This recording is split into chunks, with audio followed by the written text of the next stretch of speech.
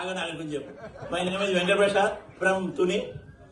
నేను సిఆర్పిఎఫ్ లో 9 years work చేశాను అండ్ 2 years విఐపి సెక్యూరిటీగా వర్క్ చేశాను. అది కూడా ప్రధానమంత్రి గారి దగ్గర అండ్ అమిత్ షా దగ్గర, ఓకే, అండ్ మన్మోహన్ సింగ్ దగ్గర. అయితే నేను 9 years చేసిన తర్వాత ఏది నా శాలరీ ప్రజెంట్ ఎంత కొన్నారు? 1,16,000 పర్ మంత్.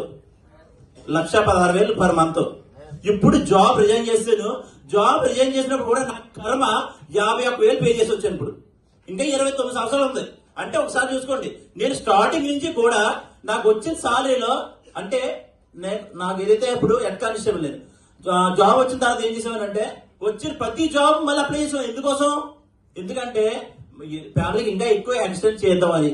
కానీ 2018లో నాకు తెలిసి ప్లాన్, కానీ ఎదవకి అప్పుడు అర్థం కాలేదు. ఎందుకంటే ఏదో జరగాలి కదా. జరిగింది 2020లో. మా నాన్నగారు క్యాన్సర్ తో చనిపోయినప్పుడు 20 లక్షలు వచ్చేది. ఏం చేద్దాం? జాబ్లో ఎవరికైనా అంత వస్తుందా? చెప్పండి, వస్తుందా?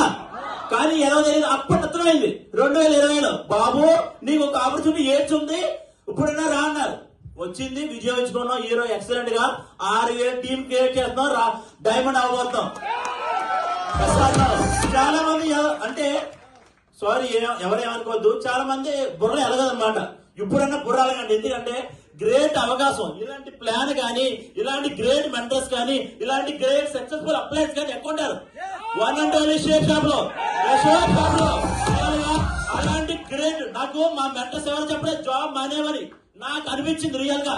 ఎందుకంటే నాకు కూరి గలం చాలా రియల్ చెప్తాను. రాబోయే కాలంలో నా టీంలో ఎవరైతే ఉన్నారో పక్క వాళ్ళు యూసీఎస్ చేసే వరకు వదలంటారు.